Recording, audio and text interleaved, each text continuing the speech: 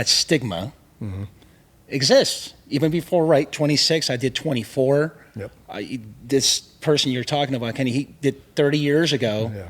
Hell, it's probably been in existence 40, 50 years where you are the Rat Squad, Yep. you are the Dark Side, you are a Blue Falcon. Yep. And I'm sure it's the police environment, I should say, the police people listening to this knows that particular term. But they call us all these names. And well, the problem is, and it's like being a police officer, right? Most of the time, the cop lets that guy who rolls a stop sign go, or who's speeding a little bit go, 1,000 times. But the one time he pulls him over, and the guy's like, "Man, these cops, they got nothing better to do than to stop me from going." Yeah. Right. So you got a bunch of IA guys doing yeoman's work, doing God's work, doing the work that absolutely needs to be done, and then you get a bad guy or a bad case, or you got a buddy that you feel got screwed, and that's going to flavor the way you feel about it. But so that's what I say. It's extremely important that I has a robust function in the department. But the reason I also say it's 9.5 is because, and maybe we'll talk about this, and I spoke to a police commissioner about it a little while ago, is recruitment and retention are a huge problem, right? And that's a societal issue. It goes almost over all police departments now. And when we had this discussion, we were in the midst of our contract negotiations. And the police commissioner was like, "Hey, recruitment and retention are a big deal for me." And I said, in the contract, I said, "Look, that's a huge piece, right? Because we need to be well compensated and feel like we're appreciated financially." I go, "But you know what? If you give these guys a 1% raise and they felt they were appreciated and you didn't have this onerous discipline system," because as cops, we don't, it must be a hard job because the public hates you. We don't really, most of the public doesn't. Right. And some of the bad stuff, all the bad guys, that's why we came on the job, to chase bad guys and bad things. But just the perception that our own agency hates us, hates what we do. And that's, if you had cops that appreciated it and you got a 1% raise, everybody would be clicking their heels because this is a great freaking job. So that's why I believe it's so important. Public perception and the function, but also morale and retention. Absolutely. Spot on that. Segue to the second episode question. What is the role of an internal affairs investigator in your opinion? You probably heard it from a lot of your guests. This is a topic of your thing. It is to find the truth. Sadly, what we perceive, and it's not always, and it's only in some cases, because I got a bunch of buddies that worked up there, but sometimes it's perceived as towing the line for the administration of the department. And we've all heard stories and probably had experiences where it came down from someone who said, "You will find this guy guilty. You will find this case. This is not," and I've had a couple of them in my time. Absolutely. That I've heard from well-placed people. But I'm sorry, quick question again. Your job. What's the job? Yeah. So we know Jimmy here has never worked in internal affairs, and I know that. I know that personally, but this is a different. So you're giving it a different spin because now, and you deal with internal affair issues all the time. Disciplinary matters in your current role, and we'll talk about that a little later on. But what do you think their job is? And the reason why I say that is that when I do teach at Savage Training Group, in my IA course, our post-certified course, I often ask, "Hey, what's their job?" And you'd be surprised. Some people say, "Well, it's to get to the bottom of the truth." I hear that a lot. I hear public trust, but sometimes I hear, or maybe it's just me. I could be wrong, but isn't your job? I mean, you got to protect cops as well. That should be 100% of the job, and you hope. And I know there's a lot of guys out there that are doing it, that are looking at cases and go, "Man, this is BS. This is a nothing." And I'm sure you have had guests talk about it. Not only is this our livelihood as a police officer, it's for most of us, it's our passion. And we'll talk about some stuff that I went through. And the biggest part, if I did something wrong, and I did on a few occasions, and I took my lumps, and you know what? I wasn't resentful about the lumps, right? I was resentful about the way I was treated. And when you lay in bed at night staring at the ceiling thinking, this is all I ever wanted to do with my life, or all I want to do now with my life, and it's just getting taken away from me, and everything that I felt personally important about myself in terms of my work life is being stripped from me, and I'm being told I'm a bad guy. That's heavy. It's heavy stuff, man, and that's a heavy responsibility for these IA investigators. But I think so at the end of the day, my opinion, having not been there, is if you get to the truth of the matter, And look, if the cop stepped in and he's wrong, like I said, this is a huge position of public trust. There isn't as much wiggle room in this occupation as there is in some. And if you take your hit, you take your hit. But what you end up with, and I've talked to people about this, if you just treated someone fairly, most cops will say, I just had the other night a guy was involved in an OIS, and the same day he'd received a 2-day hit from the captain, got a 2-day suspension, and he goes out and gets an OIS. And he goes, you know what, man? I got a great job. He's like, I screwed up. I took my lumps. It was cool. Yeah. He's not mad. And he comes back a better officer. Absolutely. But if you feel like you've been run through the ringer, you're coming back a detriment to that department. You're Absolutely. So true. You know, it reminds me of saying something along the lines like it's, and I'm going on the contrary here because, I always preach no stone goes unturned. Look, if you're going to be an IA investigator, to get to the facts, turn every single stone. I don't care how minor or what we call the chicken shit or just BS that it might be. Do your job and turn every single stone, because I'm going to prove, hey, Jimmy, I've worked with Jimmy. There's just no way that these allegations, this is ridiculous. But contrary to that is, well, what if you get someone who was a child molester? What if you get someone who, did sexual assault or that DV where they're, whatever the case may be, it kind of contradicts like, hey, I want to protect, but at the same time, so, and again, towing the line, it's such a delicate dance. I had a buddy I worked with in a surveillance assignment many years ago, and great cop, fantastic cop, fun guy, good guy, had a bit of an alcohol problem. Got caught up in a DUI early in his career, alcohol contract, came through it.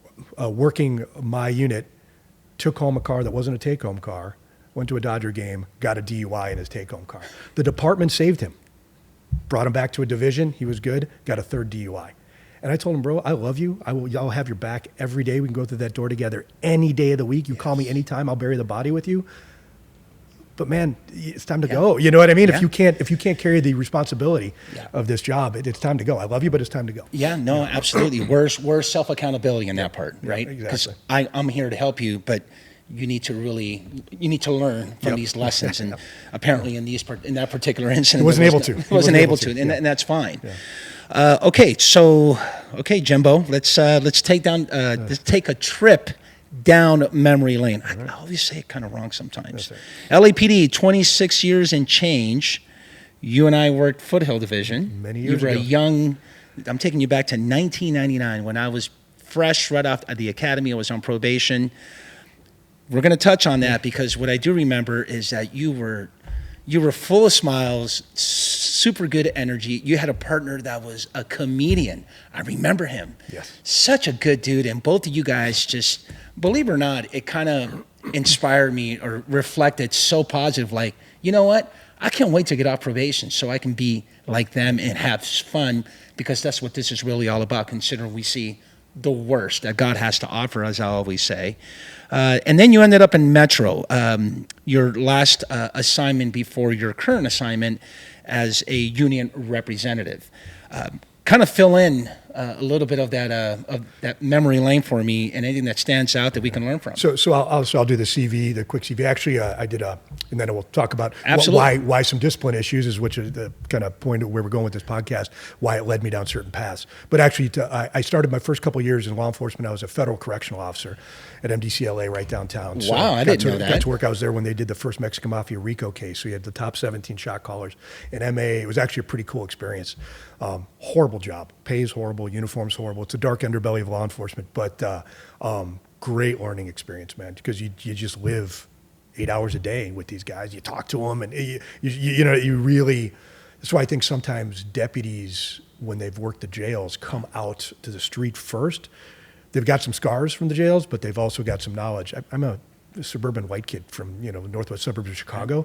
I've never talked to a Mexican mafia member before, a gang member, And if I may interject, you're a UCLA grad is what you are. Well, I'm a UCLA attendee. Yes. Lots of people have 9 years of college. Most of them are doctors. I'm a UCLA attendee, but I am an alum. Yeah, don't feel bad. I was a high school dropout, and they're going to law school, so that's a whole different ballgame. Right, exactly. But a couple years federal correctional officer. I actually knew, and I'll impart this.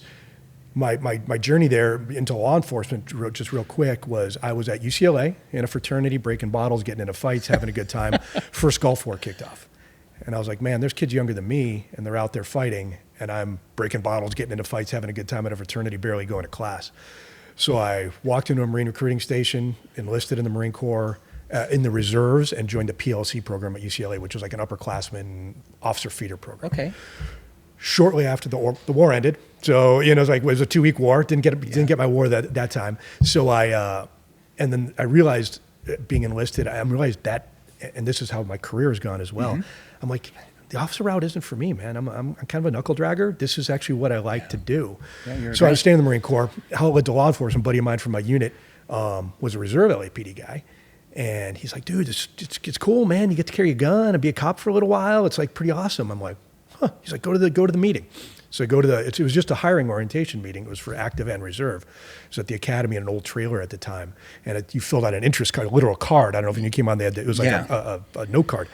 And so I filled it out, went to the meeting. I got in the car afterwards, and the predecessor to podcast, which was just live talk radio, I was listening to Dennis Prager, and he said, his topic was scumbag attorneys that get off rapists and things like that. And he's like, man, my whole life, all I ever wanted, how do these guys go home at night? All I ever wanted was a job. When I came home at night, my wife and kids asked me what I did. I was proud of it. And I had this moment, it's epiphany. I'm like, well, that job thing, the cop thing I was just at, that sounds like that job. Yeah. Called him right away. I said, change my checkbox to active. This was to regular. This was in '93. Start going through the background. I realized I have bad credit because I was a college kid and would just run up credit cards and let them go away. So it took me a few years. By '95, I cleared up my credit, but this job with the Bureau of Prisons popped up. Went to that. Then was immediately applying for LAPD again, got on in 2 years.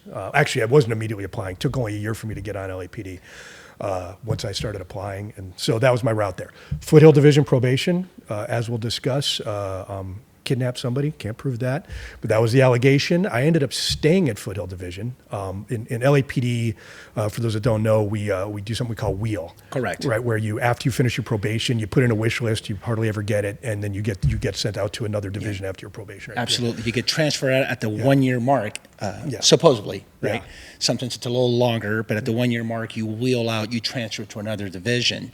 Yep. Since we are, you're a 96 guy, is that? Class? Yes. 97. You're a 1097 guy. Yeah. So I always say, you're a 1097 guy. I'm a 798. Yeah. It's almost as if you just a couple of weeks before me, you went through, you took the written test, and you beat me by like a month. And then mine was one of the last. It seems like. Mine was one of the last big classes. We had 100 and something. We started. We graduated 80, and then after that, it dwindled down. Back in 1998, my class in July of '98, I want to say we started with 70 plus. We only graduated 60. Yeah. You're right. By the end of 1998, it started dwindling down to the 60s. Come 1999, it really dwindled down to like 40, 50s, and I think 2000 is when they put a freeze, and several years later they said, hey, you know what, I think we have money and we need more cops. So let's stop right there because it is an internal affairs podcast, and I do know that let's talk about your 128 that happened in Foothill. Yeah.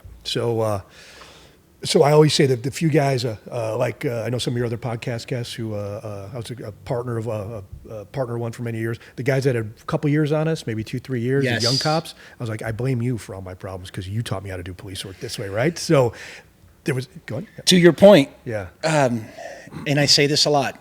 Culture dictates what you do and what you don't do, and that is in all 18,000. I think that's correct. Yeah. About 18,000 departments throughout the United States. It's just that, all these major incidents happen. They claim, oh my God, we need training, we need reform, we need to defund and, allocate these for the community. I'm all for that. But you know what? At the end of the day, what it comes down to is culture. It's culture. It's for in terms of disciplinary issues, it's a culture of excellence. So Metropolitan Division where I work, there's a culture of excellence, right? Marine Corps, I was in for many years. I was asked. I did some time in the Air Force as well at the end of my military career. And they're like, man, why are the Marines so squared away? And I said, you know what? We're the same dumbass kids from Oklahoma who barely graduated high school, and Texas, who's a state champion. Everybody from Texas is a state champion or something. But we believe our own bullshit. We Yeah. believe we're excellent, and that's the culture of excellence. Same thing in Metro. You got guys who worked hard to get there, but we're the same guy that went to the academy in 97 or 98 or whatever. Yeah. But you believe in that culture of excellence, and it's enforced around you. There's nothing worse than not being good at your job. Absolutely. Right. So that and it works on the discipline side too. Yeah. So I blame these guys for teaching me to do police work this way. I get it. And I came on right when Chief Parks came on. Correct. And there was it was still post Rodney King, and there was a sea change going on in the way the discipline process was handled.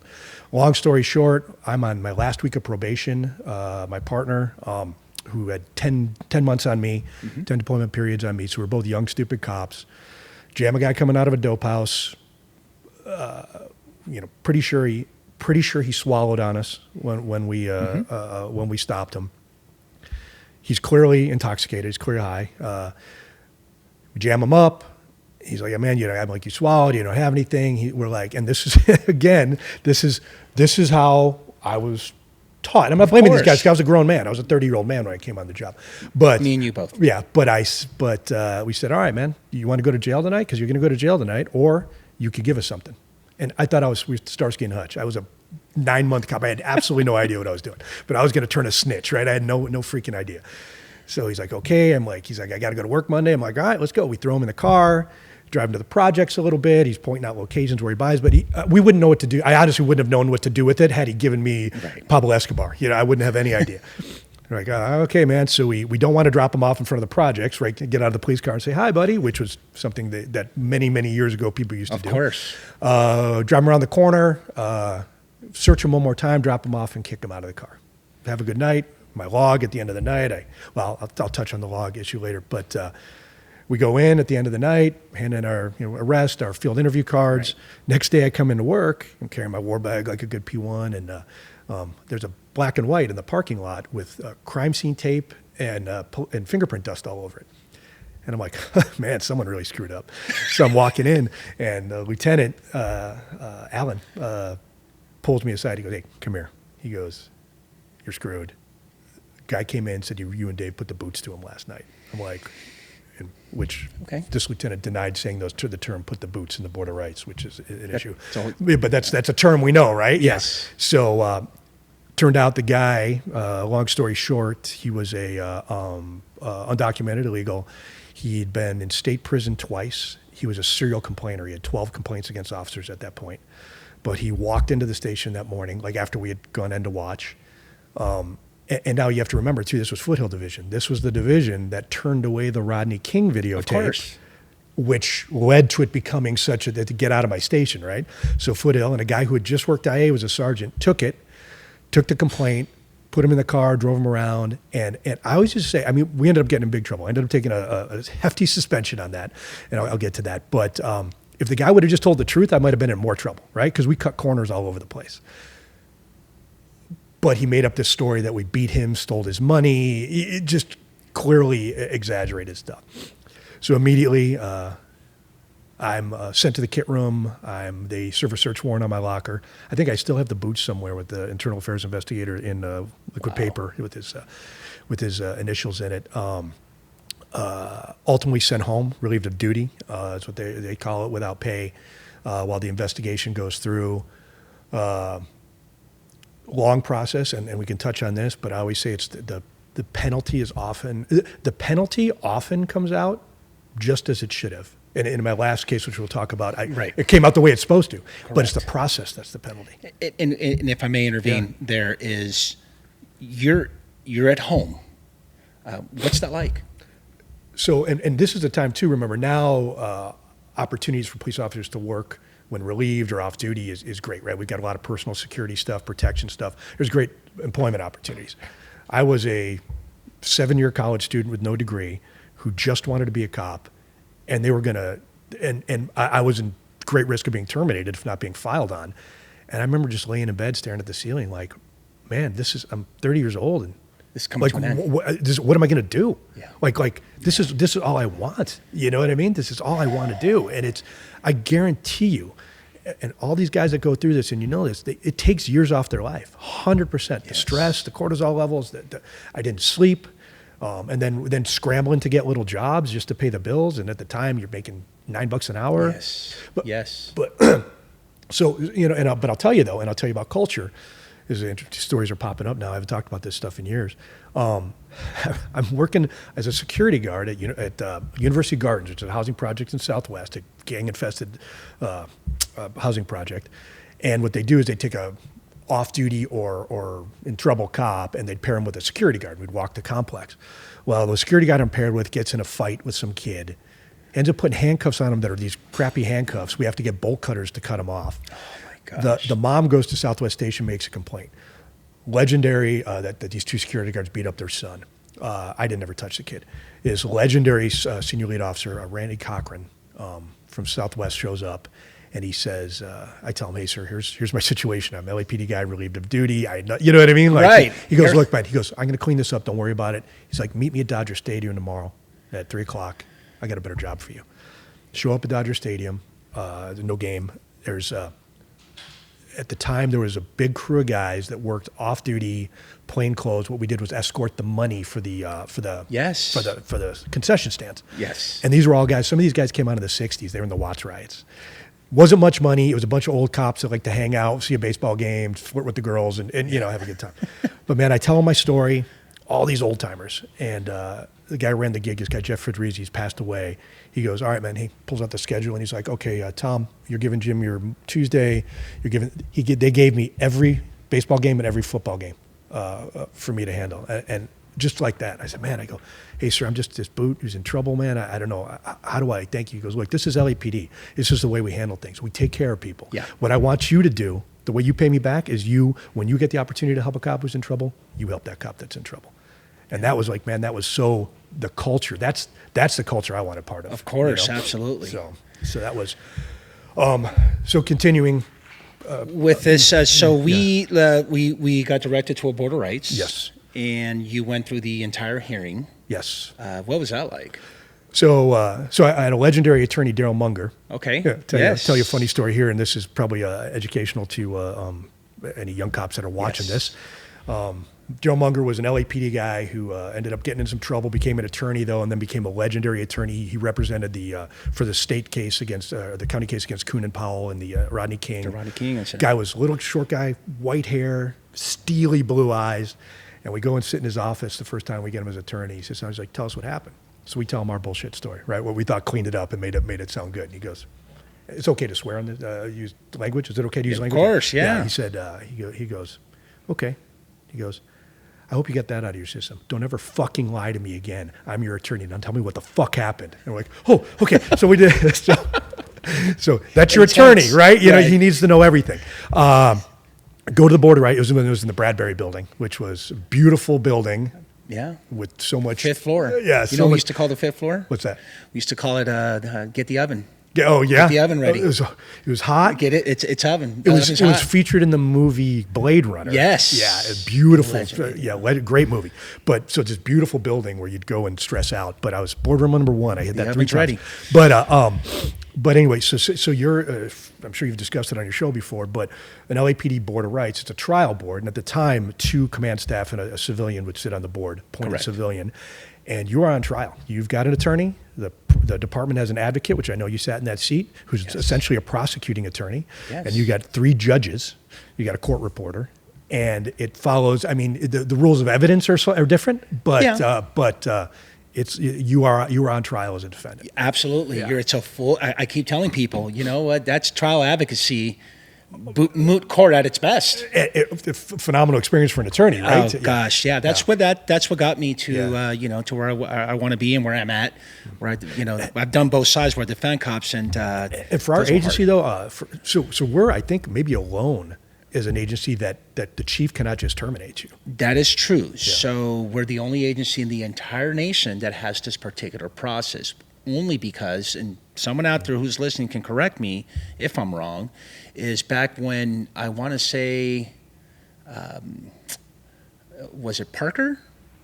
Mm-hmm. I think it was Lieutenant Parker who was a JAG. He was in the Navy. Yep. He was a lieutenant. He was a lawyer, and he became the chief of police.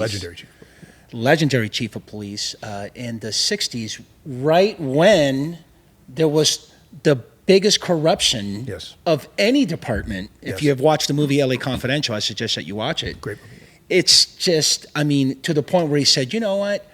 I'm going to bring this Board of Inquiry process. We're going to call it the Board of Rights process. And you know what?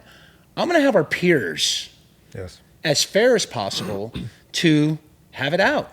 And here we go. And that's a phenomenal idea, and it's great, right, that we have that Yes. process. And we may discuss this later. You may have discussed that the process has changed somewhat. We now can opt for all civilians, The measure. which has the boards of rights have always apparently statistically veered in favor of the officer. Correct. Now with all civilian boards, it's over 80% in favor of the officer, either reducing or doing away with Correct. the penalty, because how all systems get corrupted over time, right? I mean, course. that's a truth of physics, right? All systems get corrupted. In my opinion, it became a very political process. The captains on the board, which were the majority opinion, or the command staff on the board, they were beholden to the chief of police. And the Yes. chief of police would often give direction. This is what I was told. Give direction like, no, you're going to find. And I have an incident with a carotid restraint, a choke, where I was told that's exactly what happened. Yeah. That you shall find this way, regardless of the evidence. But now that we have civilian boards, these are 3 attorneys sitting on a panel. Independent. And it's completely independent. And the command staff doesn't like it. Yeah. But it's. I think we're getting fair results. But go back to what you were asking. And to touch on that, Yeah. I couldn't agree with you more. I'd be the first one to tell you that I've had conversations with my boss when I was an advocate in internal affairs, who by the way, is going to be a guest in one of our future episodes, where look at it this way: Jimmy and I get promoted to captains, right? Yeah. We're happy, we're company, we're here. And all of a sudden we get selected, and we don't have to get through the whole selection process of how to get chosen to be in this Board of Rights process. But let's just say we get selected, right, for the purposes of this hypothetical. And this accused employee, sworn officer, is facing serious misconduct, like false statements or something very, very serious. And you and I just got promoted, and we're thinking, well, the chief directed him to go to this hearing. The chief already has an opinion on this. And he's going, you know what, and I'm looking at termination, but guess what? I'm going to leave it to Jimmy and Marlon and a civilian, because it's, like you said, 2 command staff officers and 1 civilian. And you and I are going to be very fair, very reasonable. We're going to get the facts. We're going to examine everything that gets brought into evidence. We're going to listen to all that testimony. We're going to do a full-blown analysis. And then we think to ourselves, well, it's really not that serious. Yeah. But our boss that just promoted us wants a different result. And I got to tell you, that it's kind of funky. It's a little, I guess the best way to describe it's a little disjointed. Would that be absolutely? Because kind of fair to say? Because if you're going to have this trial board process, you in my opinion, you need to disconnect it, right? So what happens in our agency, I'm sure you talked about it, right? The chief gets a 2-minute presentation from Internal Affairs as, hey, Officer Schmuckatelli, it's his 4th seatbelt violation. Real quick. He got 2 days. The chief just goes, okay, keep the 2 days, 5 days, no days, right? And then it moves on. Absolutely. So the chief, now to be fair, I understand our current chief, who I have many, many differences with, really gives a look at a lot of these cases. Absolutely. But he's made his decision, right? So you're that captain who wants that next star or bar. Yeah. Right? So and look, and we know on our agency, it's absolutely true. If you piss off the powers that be, you're not getting it. You're done. Yeah. So the pressure is something I've never, because I never took that route. Absolutely. Yeah, never took that route. But I think the Board of Rights process is actually a good process. Yes. But the problem is that pressure that comes down from the command staff. They should just, once it goes to the Board of Rights, they should be completely detached. Because as a leader, and I never rose to that level in the military or law enforcement, that level of leadership, but I want subordinates that are honest with me. Yeah. That is my biggest goal. And then I'll make an executive decision. But I want those subordinates to feel like they can make an honest assessment, because I've chosen them to go to that level.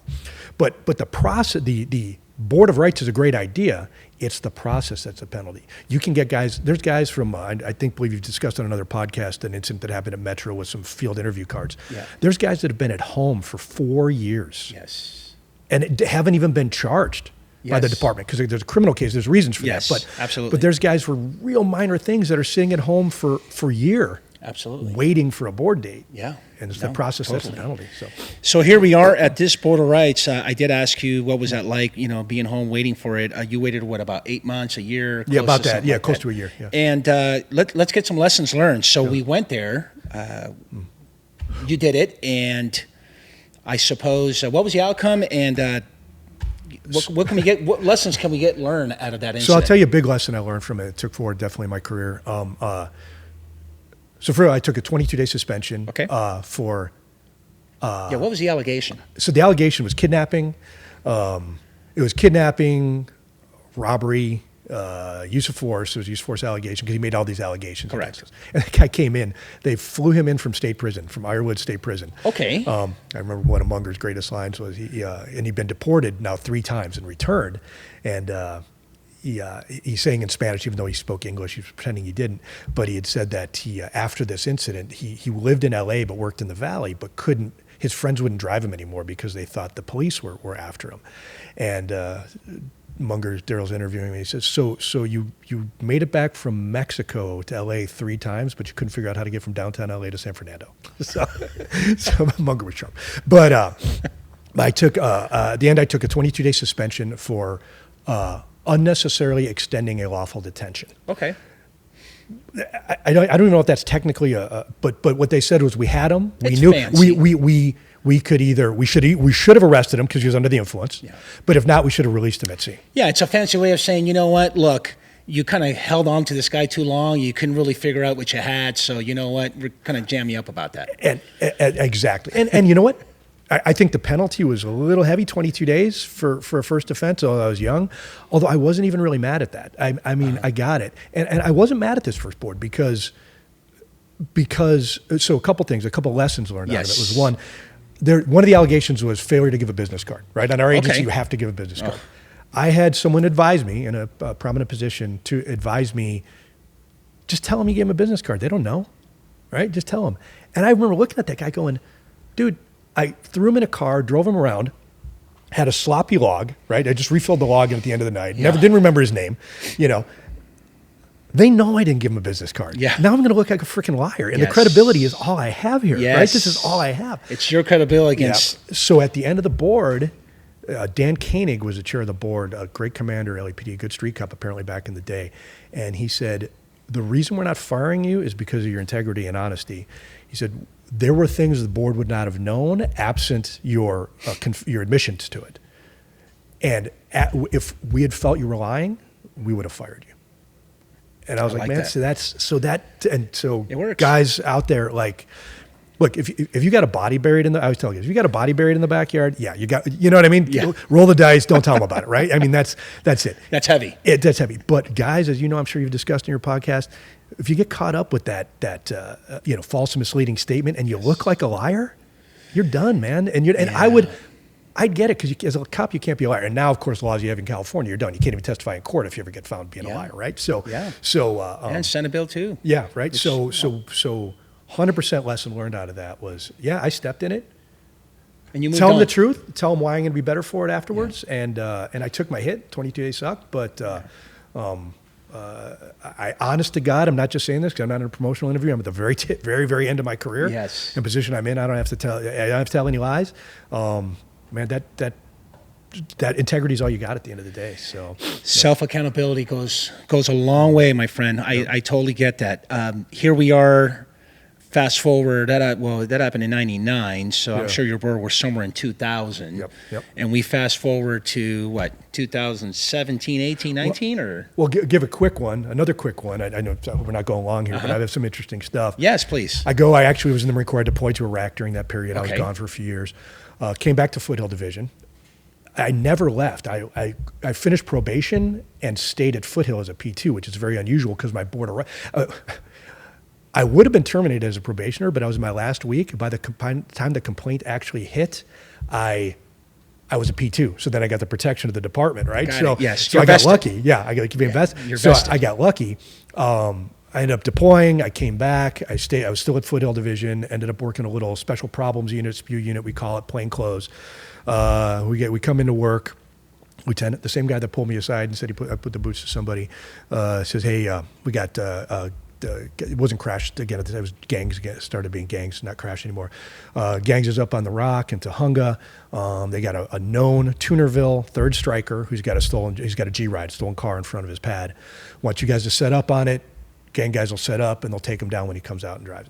Long story short, we're watching him. He starts stripping the car, right? So we call the guys in. Yeah, it's not rolling. Come in. They screw up. Only 2 guys come in. They had a probationer on loan to the gang into the time. Just 2 guys run in, and we can kind of hear something going on back there. So me and a partner in plain clothes get out of the car. It's in Tahunga, deep driveway, and it's behind a El Camino, an old El Camino. And we turn the corner, and we see the probationer's frozen, staring. Copper, the bad guy's facing us. Copper is grabbing him around the waist, and he's going, and the guy's right hand is in his waistband, and he's going, gun, get his hand. So it's Travis Coyle, if you remember Travis. And I'm like, and I'm 3-4 feet away from the guy. I just turned the corner, right? And the guy's got a cuff in his left hand, and he's waving it around.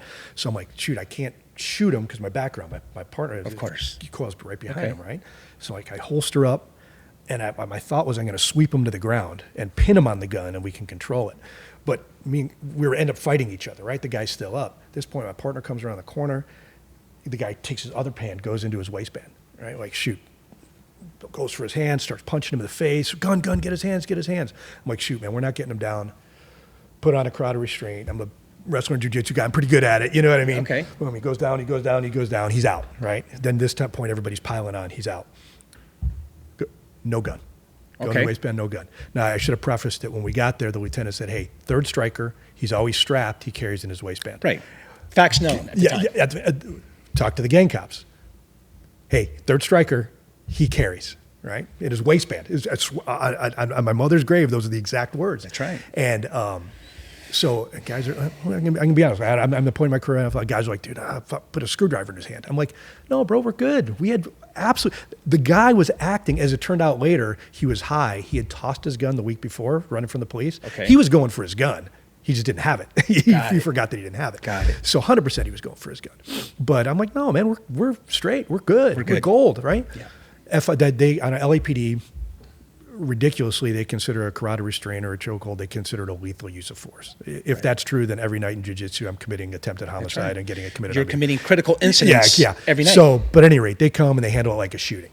I was told to walk through the interview. Lieutenant pulls me aside from FID. He goes, hey, man, I'm really not supposed to say anything. He goes, but that was a phenomenal interview, phenomenal walkthrough. We're going to try to use that to bring the carotid back, right? We're going to use this. Oh. This is in 2004. Okay. 2003, end of 2003, 2004. Okay. I'm like, man, great, this is gold. I don't go. We have another process called a use force review board in LAPD. If you probably discussed, and I'm a peer member for that. I've got stories on those, but where command staff, along with a peer member, make a decision on the use of force. Correct. I don't attend it, which was a mistake on my part. You can attend at least the first part of it. You don't get to see the deliberation, but I don't attend it. My mistake. Comes back, out of policy, 5-day suspension. Wow. I'm like, well, that's absolutely ridiculous. And you read the rationale, and there's no rationale in it. There's nothing I should have done. There's nothing, right? There's no rationale. So would it be fair to say no lessons learned? 0 lessons learned. Wow. So when I got served it, I was at Newton. Then I had wheeled to Newton. It was funny. I was on the list for Newton. I said, I don't want to go. And they're like, no, you got to wheel. I'm like, I got 6 years on. They're like, no, you got to wheel. You haven't wheeled yet. So I wheeled to Newton.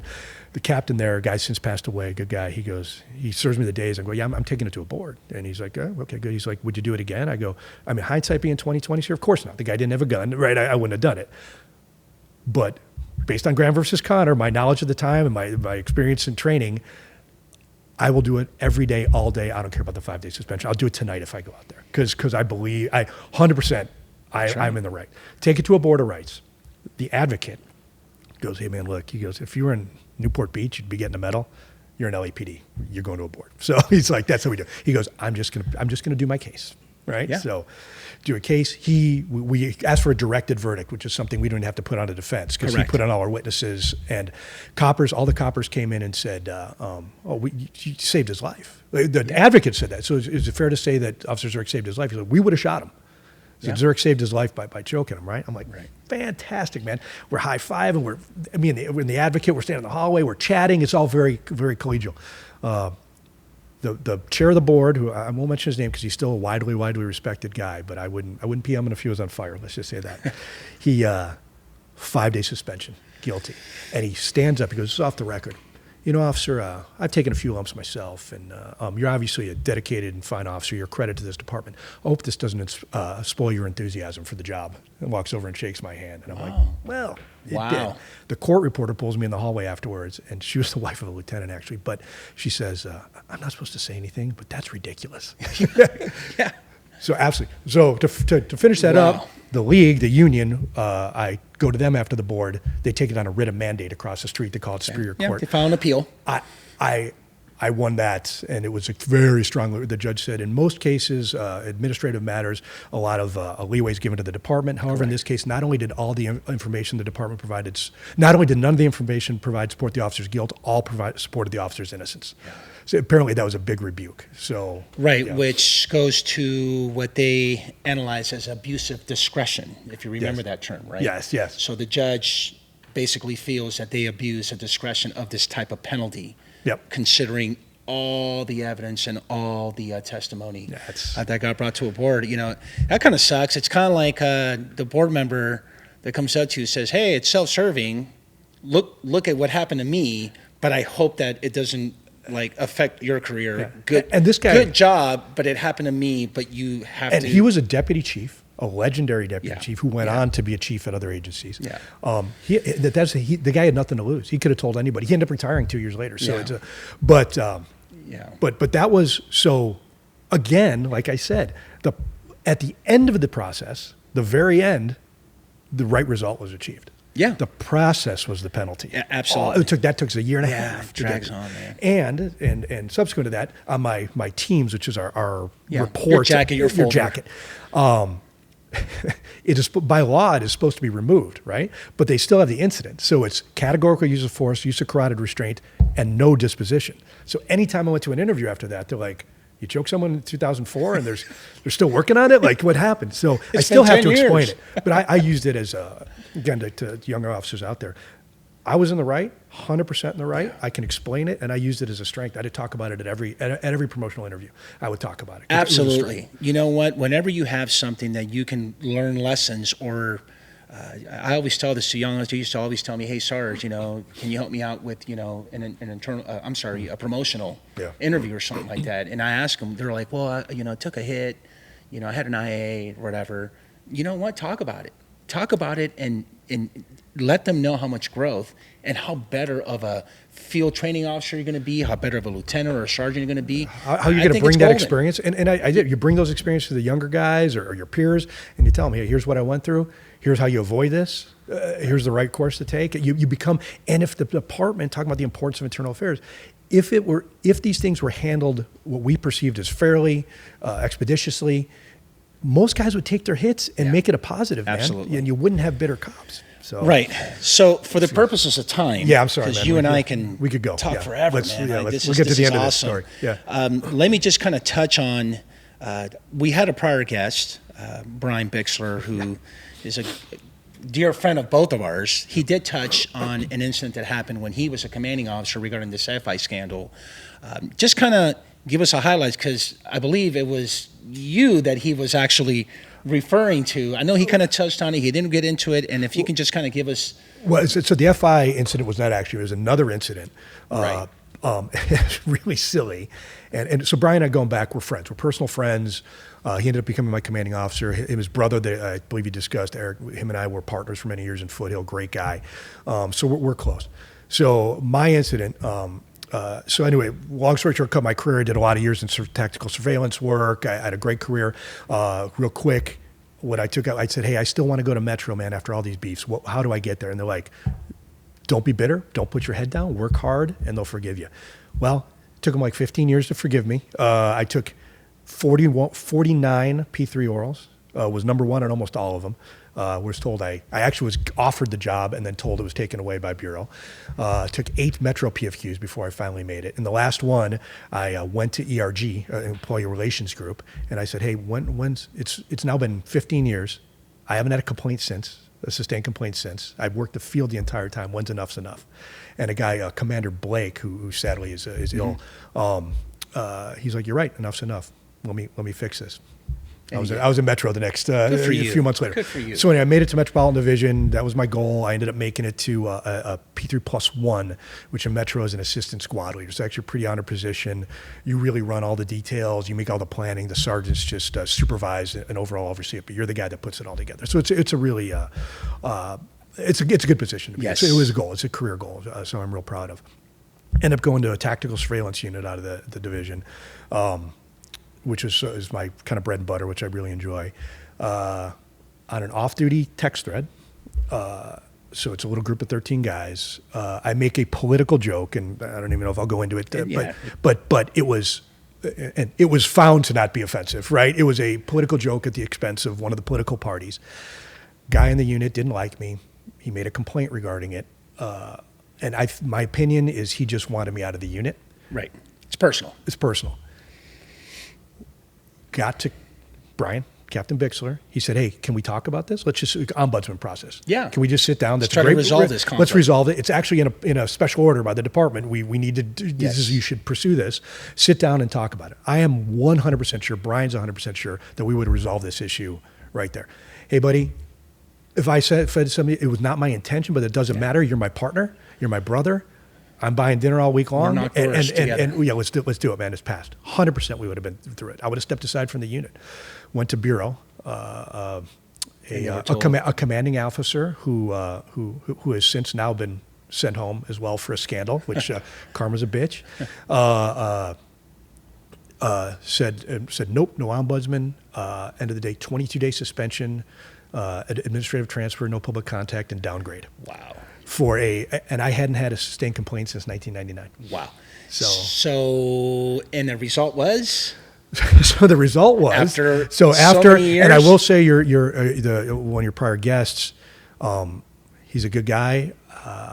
It was kind of a turning point for him as well because we're good friends. He actually had tears in his eyes when he was serving me this complaint, and he's like, man, I made a decision and it was countermanded by those above me and man, I don't have any, you know what I mean? This is my division and I can't run my division. Yeah, of course. So end result is I opt for border rights, 3 civilians.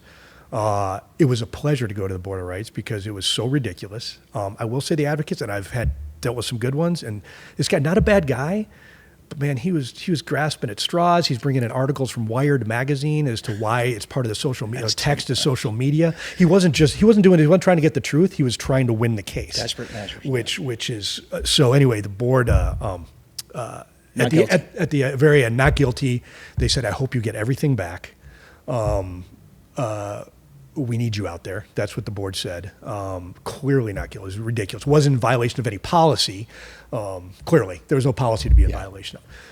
But what I will say, again, long, annoying process, which came out with a correct result at the end. Yes. Right? But, so I will say just on a personal note, I'd gotten divorced back in 2014. I lived alone on a boat with a cat. I was that guy. I was going to say that. Yeah. I was supposed to go to your boat. Yeah. You're supposed to hang out on the boat, man. I was like, man, you live in a boat, man. You live the life. I'm like, mid-50s, living alone in a boat wasn't exactly where I pictured myself, but it's got moments. But I will say, so my whole life was work, man. My whole life was Metro. Yes. Riding the skids, running these details, man. That's all I had, right? And I took so much of my personal self-worth out of it.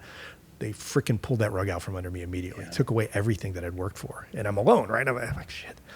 So I was in this dark place. And but I will tell you, whoever, God works in mysterious ways, because of this complaint, I was, for a period of time, I'm on the underwater dive unit as part of an ancillary assignment. They had sent me to the dive locker before I got admin transferred. So I was working that full time. Buddy of mine from the dive unit, buddy of mine from Metro and the Marine Corps, actually, he's like, hey man, I was talking to my partner, female partner at work. He worked homicide. And he's like, I told her your story and showed her a picture of you. And she's like, hey, can I set you up with my friend? And I was like, sure. Okay, I was alone on a boat. Turns out, long story short, she tries to set me up with this detective from RHD. She's like, no, I don't want to go out with anybody. But her sister, who's a police officer in the UC system, says, oh, I'll go out with them. 3 months later, we're married. I have a house in Simi Valley, 2 step-kids, and I'm as happy. I've never been happier in my entire life. And I love that. And as a result of that, an opportunity opened up while this board was just about ending and I knew it was going to win, one of our board of directors for our union retired with time left on her term. And the union, they can either hold a special election or fill the spot by appointment, put out an advertisement. And I was like, huh. So I make a couple of phone calls, the guys I know on the board, and they say, put in for it, man. It's you'd serve this term until the end of it and be a board member, full-time board member. I put in for it, got the spot. And here we are. And here we are, like that full circle. And now I'm getting the calls about the complaints and listening helping the guys. to everybody's problems, issues, concerns, whether I'm being sent home, illness, workers' comp, disciplinary issues. Didn't get my vacation. Don't get your phone just goes Oh. off. It's not a 9-to-5 job. You know what, Jimmy? I got to tell you. I got to learn a little bit more than my admirations of you and your partner when I was at Foothill when we were young. Look, I can't thank you enough for being here, for sharing your story. I know that there's going to be a lot of lessons learned from this. Hope so. Is there, just to wrap it up before we conclude, any advice you can give any young officer that's applying for this noble profession that we definitely feel, or any concerns that you can share? So I'll tell a quick story, and everybody asks me like a positive in my career or something like that. And I will say on the discipline side, this internal affairs, integrity is what you got. Stick with your integrity. That's going to be my advice there, right? Tell the truth, and it will probably come out in the end okay, despite the process. But I'll tell a quick story, and this is my advice to young cops. Every word you say is important. Every contact you have with a person is probably the most important thing in their day, week, or life, right? So, quick story, I'm working that surveillance unit. We're looking for a robbery suspect. License plate comes back to a battered women's shelter in Sylmar, Christian battered women's shelter. They can live there for a period of time with their kids. We go up there to do the investigation. Long story short, that turns out to be a baby daddy's car, not really associated with her, right? But I'm talking to the guy who runs the place, Hispanic guy, mid-30s. He's super helpful, being a great guy. He runs this Christian battered women's shelter. And he goes, hey, man, he goes, you don't remember me, do you? And I go, no. He goes, you arrested me 12 years ago. And I'm like, in Foothill. I'm like, oh, in Pacoima. I'm like, wow. I go, hey, man, I hope all is well. He goes, no, man. He goes, you saved my life. I'm like, really? He's like, I was an 18th-streeter, had a big drug problem. I was high. I was on drugs. Somebody stabbed my baby mama. I was in Pacoima with a pistol to kill him. He was in the car. I got out of the car to pee in an alley. You and your partner stopped me in the alley. I had a warrant and I was high, and you booked me for the under the influence in the warrant. And I had a gun in the car. You never found the gun, right? I was on my way to kill someone. And he said, but you sat in the car and you looked at me and you said, and I don't remember this, but I feel like it's something I would do. You said, I know you're not happy about going to jail, but you're sick and you need help, because he was on drugs. And I go, tomorrow morning you're clean. It's the first day of the rest of your life, man. Do with it what you will, but that's the first day of the rest of your life. And he goes, man, that hit me. He's like, I refused probation. I stayed to clean up 9 months in jail. I got out. I became a gang counselor at San Fernando High, got married, 2 kids. I run a battered women's shelter. Wow. And you don't, so you young officers, man, you don't know that impact that one good deed can do. And you probably had it. And we've all probably had it multiple times in our career. We haven't been lucky enough to come across it. So that would be always my overall advice for guys, man. Be a human being, do your job, look squared away, be squared away, do your job, and treat people right. Well, amen to that, man. Thank you for all that, Jimbo. James, man, thanks for showing up. I couldn't thank you enough for being here. Thanks, look, we're going to wrap it up. Again, don't forget to subscribe to the YouTube channel. Don't forget to hit the like button, right, and share it, download it. And